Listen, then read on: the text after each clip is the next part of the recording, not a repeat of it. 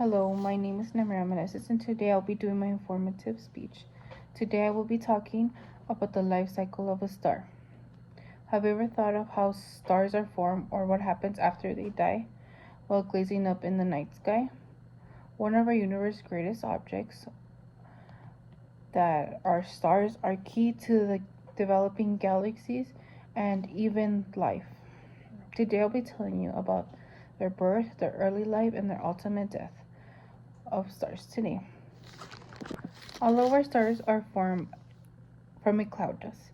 This cloud dust contains hydrogen gas. Then, when it's creating this hydrogen gas, the cloud then becomes a stellar nebula. Once it's a stellar nebula, it contains gas over millions of years, causing the dust to spiral all together, which then reaches a temperature over millions of degrees, and later on forms into a protostar. Once it is a protostar, it needs to get hot enough to get hydrogen nuclear to fuse the atom helium. Then the star then enters the main sequence.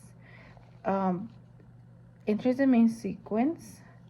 star stays in this sequence about 10 million to a billion years, which is a long lifetime. What happens next depends on the star. When the hydrogen begins to run out, causing the star to collapse inwards, the temperature to increase becomes too hot. The helium nuclear can now begin to fuse together to form a heavier element such as iron. Not all stars are able to form iron. The star later on expands, which becomes a red giant. When the sun becomes a red giant, it expands such as the size of a helium. It starts developing more helium in the red giant. It eventually stops because gravity is greater than the outward, causing the star to collapse and creating a white dwarf. After the white dwarf, and it finally cools off, which takes about a billion years for it to even cool down, then it becomes a black dwarf. When it is a black dwarf, it is cold as empty as the space around it. It is a big star. What happens to them, right? What happens to the big stars? They follow different patterns from which virtually runs out. The patterns are almost like the little ones, but the bigger stars have a less pattern. Their hydrogen dies quicker than the smaller ones. Some small stars have a main sequence life than the smaller stars. Then when it becomes a red giant, which is at its full capacity, it will, unlike the little ones, it would only form iron, but the bigger ones form more elements such as hydrogen, helium, carbon, oxygen. When the super red giant collapses, it creates a shocking wave called the supernova. Once it reaches the supernova actually produces a lot of energy such as light and heat, which outshines all the other stars in the galaxy. And